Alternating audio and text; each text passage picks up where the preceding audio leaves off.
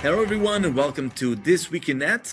It's the second episode of the week. It's all about those thinking of building with AI. So we have this amazing use case of how we rebuild Next.js with AI in 1 week. In this case was one engineer doing that using OpenCode and other tools. And for that we have Steve Faulkner, the engineer, in this case engineering director, that was the one actually building this in only 1 week. We talk about how AI was important, how this is actually an experiment, part proof concept and part glimpse into what AI first development looks like. There are improvements taking place. We also answer a few questions that were done on social media, so stay tuned for that as well. On the Cloudflare blog this week, also worth mentioning, not only we had these two blog posts, but also Cloudflare 1 became the first SASE offering modern post-quantum encryption across the full platform. Of course, post-quantum encryption is really important because quantum computers are coming and those will bring new challenges in terms of encryption. So having a SaaS offering is quite important with post-quantum encryption in play. Also this week, already on Friday, we started a set of blog posts about security. And why not start with Cloudflare Radar, new added tools for one is for monitoring post-quantum adoption, quite important in this day and age, be post-quantum ready. So there's more details on that. There's also key transparency logs for messaging and also ASPA routing records to track the internet's migration towards more secure encryption and routing standards. What is ASPA, you may ask? That's a good question. It's Autonomous System Provider Authorization, and it's the industry adopting a new cryptography standard that is designed to validate the entire path of network traffic and prevent route leaks. So quite important, and now an addition to security insights on Cloudflare Radar. Also in the blog today, this Friday, we have a very cool blog by James Snell called We Deserve a Better Streams API for JavaScript. So the Web Streams API has become ubiquitous in JavaScript runtime, but was designed for a different era. So this blog post shows you what a modern streaming API could and should look like. There's also a very interesting one about the most seen UI on the internet, redesigning turnstile and challenge pages. So we serve 7.6 billion challenges daily, and here's how we use research, AAA accessibility standards, and a unified architecture to redesign the internet's most seen user interface, which is the horrible CAPTCHA that no one wants to do and replicate. And last but not least, a blog post called Toxic Combinations When Small Signals Add Up to a Security Incident. So minor misconfigurations of request anomalies often seem harmless in isolation, but when these small signals converge, they can trigger a security incident known as toxic combination. This blog post explains how to spot the signs. Without further ado, here's my conversation with Steve Faulkner. Hello, Steve. How are you? I'm doing great. How are you? I'm good. I actually recorded a segment with Matt Carey about code mode this week. He is in Lisbon, so closer to me. Yeah, cool. Matt's great. Matt's on my team. Exactly. One of the things, for those who don't know, can you give us a quick run through of your experience at Cloudflare so far, when you joined, and what's your role really? So I've been here for almost 2 years now, just about to hit 2 years. I am the director in charge of Workers. So that's the whole Workers platform and sort of a bunch of bits and bobs, kind of a Workers adjacent, like containers and agents and things like that. So I've lost track at this point how many teams, but it's about 80 people. I love working here. It's been a blast. Yeah, it's been like Workers is a very cool product, and that's why I joined. So I'm excited to be working on it. This week you had a very viral blog post on Tuesday that was published, and it was a blog post for a work that was done over the period of a week by you specifically, with definitely help from AI. A few weeks ago we had Celso here also talking about the project that took a week, in this case markdown for agents in that situation. This also a week. What can you give us in terms of how this idea of rebuilding Next.js came to be and why is it relevant? Yeah, definitely. I could talk about that. So this I think this idea has been like floating around the back of my head for quite some time. So Next.js, it's basically the most popular React framework out there, almost synonymous with React at this point. Has its own bundling tool system, TurboPack, kind of its own bespoke tool chain. And Vercel has invested very heavily in this in the past 3-4 years, even going back further. Sort of in that time, we've seen sort of a different take on that tool chain evolve in Vite, and most other frameworks use Vite. And so I think at at some point, people start asking the question, well, what if Next.js was just on top of Vite? Vite has then all these plugins, kind of a whole ecosystem around it, versus Turbo Pack is just sort of used by Next.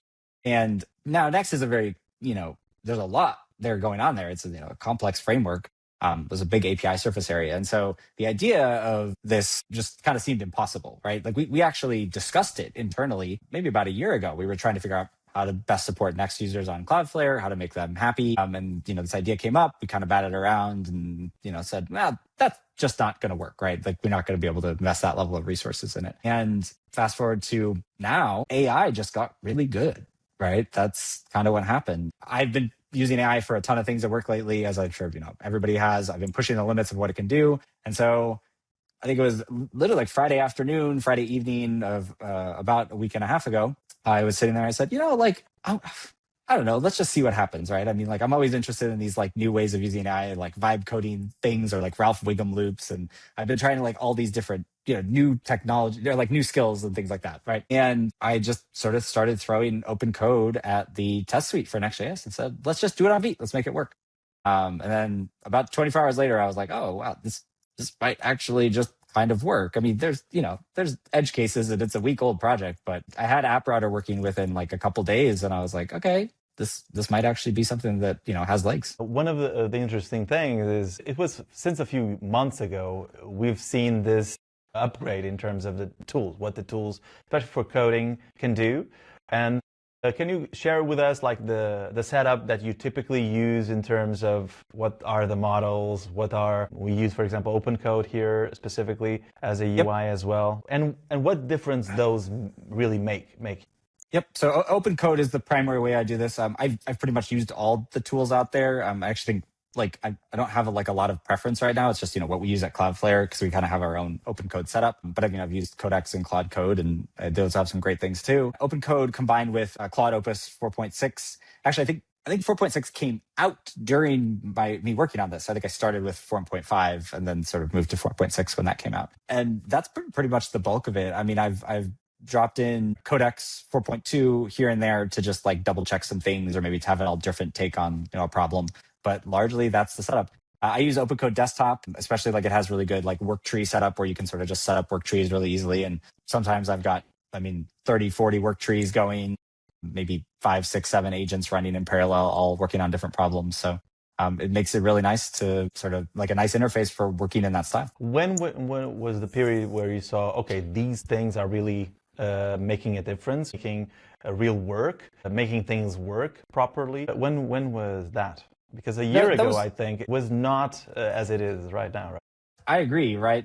Even a few months ago, I would say really similarly to a lot of other people in the industry and at Cloudflare, kind of mid-December into January. I kind of, came back from the holiday time and I got to play with it a little bit over the break. And I was like, wow, these things got really good. I mean, before that, I had used a lot of this stuff, but I just never was that impressed. I would, say I was kind of in the mild AI skeptic camp. And then once I started using it, like I said, mid-January, I was like, whoa, right? These tools are really capable of doing a lot.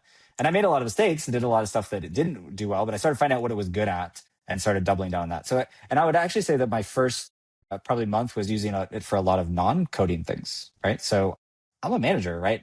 It is a little bit odd that this project came from me, right? It just sort of happened to be my idea when I ran with it. But I use OpenCode a lot for tracking meeting notes and keeping track of, various writing I'm doing and, projects. And I have essentially a folder full of markdown files that is all organized to keep my brain intact. And that was really probably my few weeks with this is non-coding use cases. And then once I started doing that, I was like, I have some extra time. Let me try and see if I can do some other stuff. One of the things that is quite clear from this project is how quick it was implemented.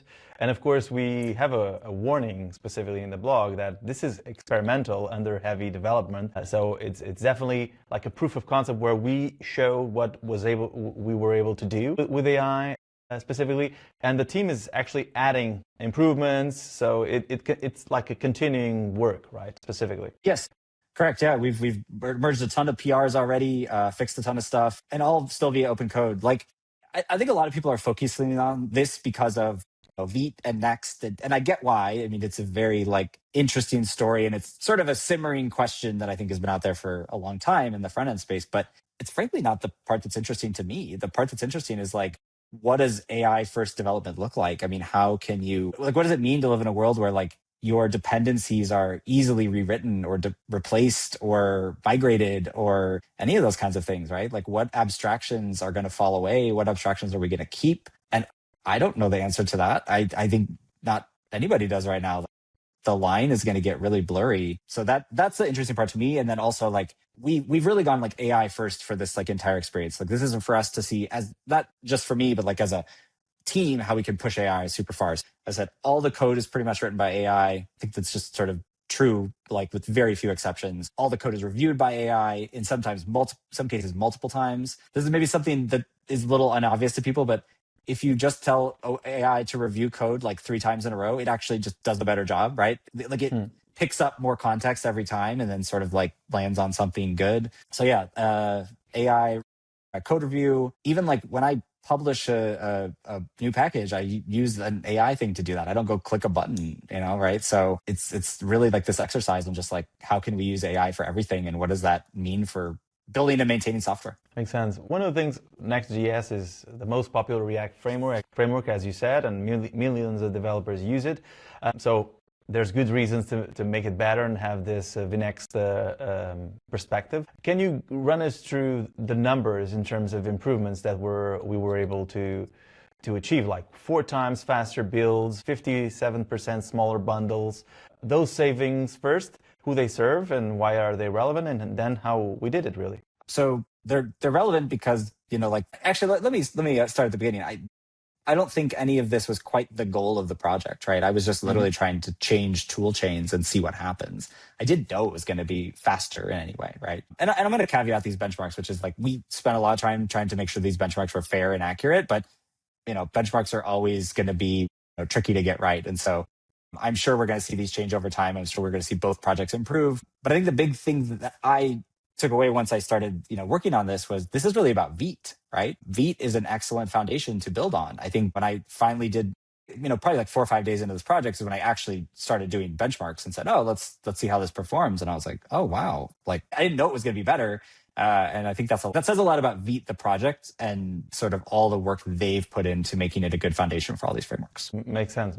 So those were not intended, but they definitely are helpful for those that are using it really specifically, right? Exactly. Yep. And so as far as the actual numbers, I mean, the blog post covers it. And like I said, I assume we'll see the numbers change as sort of we tweak things and make improvements on both sides. The biggest benefit right now is probably around the developer experience, right? I mean, it's just got sort of better local dev experience in terms of like build speed and things like that. And so I think that's like a good starting point why would I use this? Well, try it locally and, see if you have a better time. I'm encouraged by some of the production stuff, but again, that's not like the primary reason I'm doing this. At the end of the day, Next.js is still React under the hood. This is still React under the hood. This is still RSCs. I assume that, both projects will learn from each other and we'll get to some point where probably they'll get pretty similar, right? Because it's not like they're doing anything drastically different. At the end of the day, they're doing very similar. And the other thing is the cost, right? $1,100 in tokens specifically. That is also relevant in these types of deployments, right? Yeah, 100%. So that's that number comes from me just going back through using OpenCode to go back over all my OpenCode sessions and then figure out what we spent. So it's not perfect, but it's a pretty decent estimate.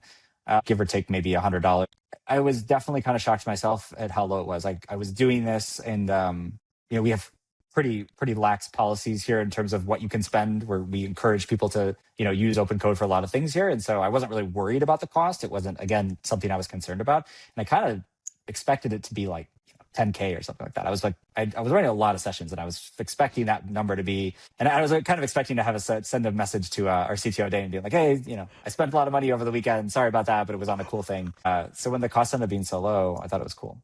I think the cost it speaks more again to like just the literal dollar cost of doing these kinds of projects, right? Like, if I said this in the blog post, if I can spend $1,000 and, sort of build an entirely, new implementation of an API surface, you could spend $10 or $100 and build your own framework or build something that's, unique to you, or migrate to a framework that, you think might fit you better, right? That's kind of how I would encourage people to think about this, is that don't necessarily think like I have to use vnext, right? Like take a broader view and say like, well, all this stuff is cheap now. So like, what's the right decision in terms of like what technology we're using? And also the perspective of deploying to workers with a single command. Also, the easy part is also interesting. Yeah, so that part, we can talk a little about that and the plan there. So I started actually the project as a generic project to just run in Node. That's actually how I started. I sort of got down a little bit of a rabbit hole with that.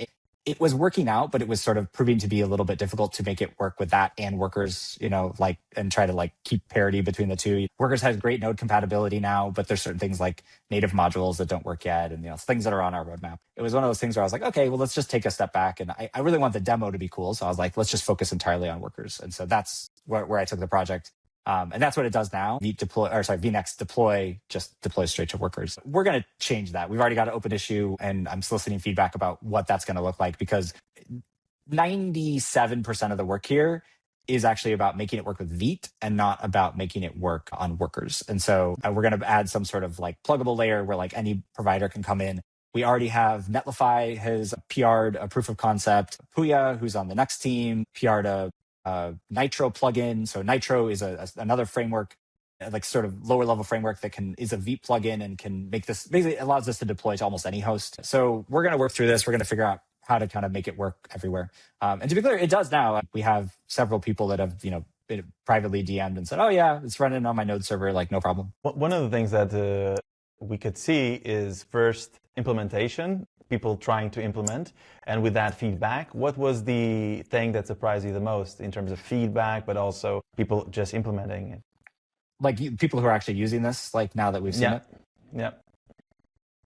Well, I mean, obviously there was a lot of response to the post. I think I knew it was going to be controversial when we did it, so there's not surprises that it's caused a little bit of controversy. I think people want to read into this as if there's some big, sort of grand strategy here. And it really is just a week-old experiment that I said, let's see what happens. But the result ended up being really good. And the feedback we've gotten is pretty good about people actually using it. So we talked about this in the post. We have one large customer that's already using it on one of their beta sites. We've gotten tons of interesting DMs from people that are already trying it on their sites, and some other customer things. Other stuff I can't talk about. But I'm pretty encouraged that people are really trying this out and they are using it and having some success. I will say this again. There are definitely bugs. There are definitely things that don't match Next right now. And we know that, and we're going to go try to fix them. But right now, if you have I would say sort of a relatively uncomplicated Next.js app that's pretty straightforward, it does kind of work. And we have examples here. We've been working with National Design Studio, as you mentioned, that's trying to modernize every government interface. So there's already things in terms of implementation, but as it's a very Cloudflaring thing of iterative, making it better, improving, sharing with the world for even people to collaborate with us and actually help us make it better, right? And that's we've already seen that too. We've seen a bunch of PRs from the community, people filing issues. I lost track, but we've probably merged 20 or 30 PRs over the last couple of days. So lots of people finding bugs and stuff we're going to fix. Do you see, in terms of even the future and the ecosystem, do you see this pattern, framework core and AI-assisted rebuilds becoming more common across other ecosystems? That is a great question. And I think probably yes. I think that we're going to see this for more projects. We're going to see more things rebuilt using AI or, built differently. Again, one of the things I've gotten is we've gotten some people that have come in and said, oh, can you tweak this next behavior? We want it to work differently. And so far I've been kind of holding off on anything like that. I've said, hey, look, the goal here is parity 1-to-1. We don't want to break people's apps when they move over. We want it to work as it worked before. But, my response to that is if you want an framework to work differently, you can, again, just can spend some tokens and make it yourself. So I think this will happen to others open source projects. And even non-open source projects too, right? Anything that has a good, well-specified surface area or test suite. I think this project coming from me and from Cloudflare is just sort of, frankly, a coincidence, right? Maybe because I, had this problem in the back of my mind for the past couple of years, and I knew it was something I wanted to try to tackle. But if I can do this as an engineering manager in my spare time over a week, anybody could have done this, right? And there's no magic in the prompts, right? Like I can't share them all, but they are not fancy. I do a lot of voice to text. They are me just yelling at the computer to make it work better, right? That's what it is. And so people are going to keep doing this kind of stuff. How do you do that voice to computer? SuperWhisper, I'll give them a shout out there. SuperWhisper is the app I use. I do a bunch of stuff with them.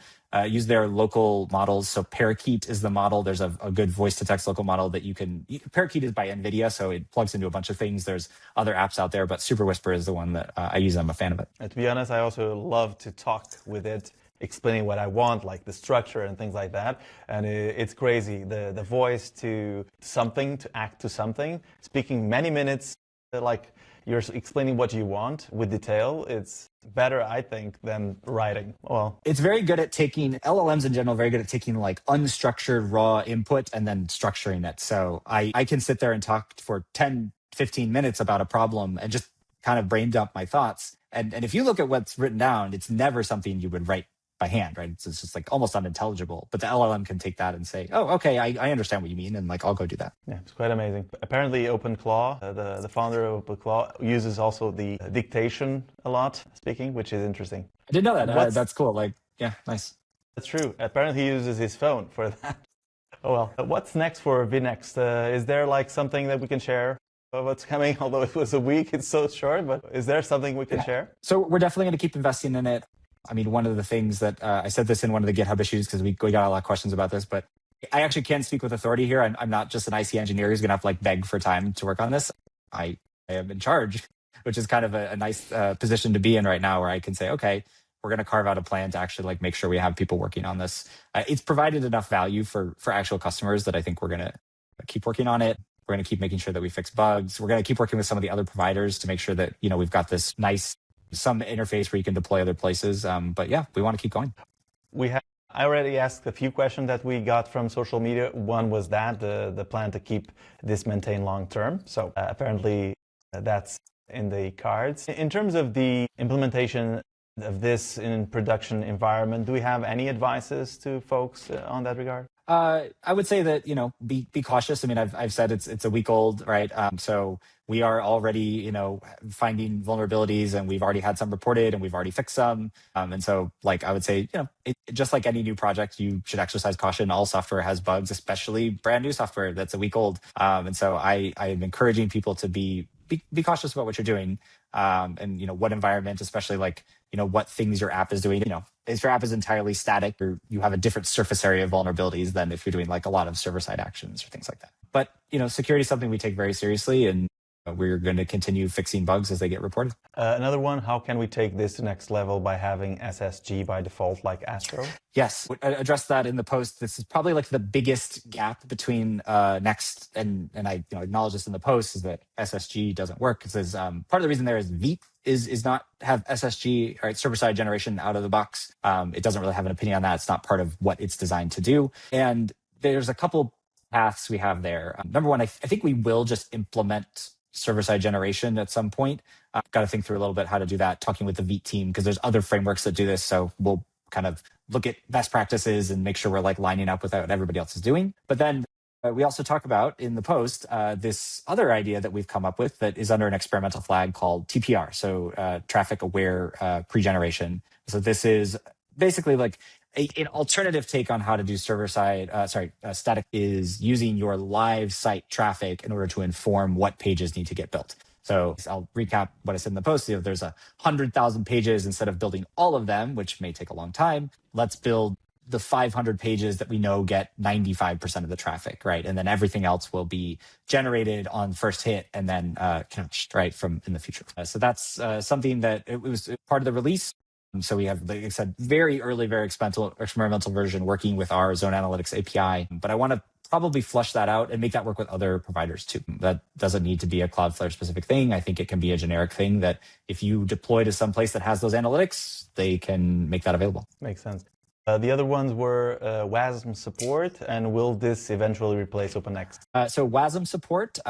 So That is going to probably be something we'll have to figure out. Worker supports WASM, so it's like in our interest to do that as well. We got to just figure out how to like make that work with Vite and kind of make it work generic and everywhere, so that it works in all the different runtimes that this thing could be run on.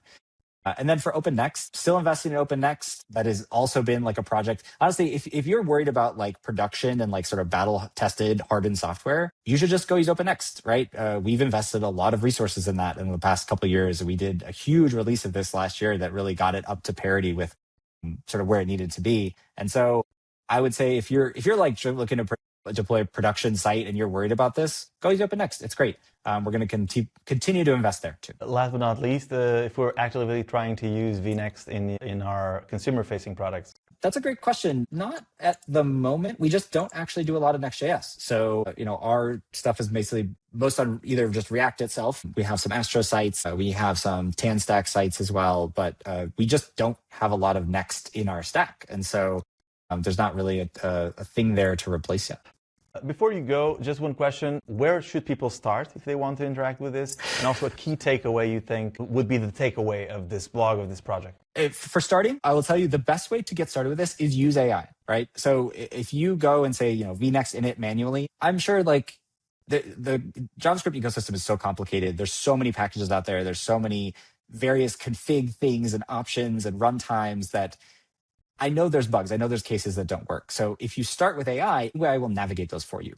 And then the best part is you can just tell AI, please file a bug on the vnext repo, and we will go figure it out. And usually AI will provide a good reproduction of that. So I would encourage people to use AI to start with this and just open up your project, open up your Next app, point it at the repo and say, migrate to this, and then it will work through the issues. And that helps us. And I think it's the best getting started experience. Big takeaway, I covered it kind of earlier, but I think the big takeaway here is really around AI. Like AI is going to change how we build software and how we maintain software. And I don't claim to know how, but I think this is just another data point in the journey we're kind of all going to go on this year. Many things to unpack this year with that.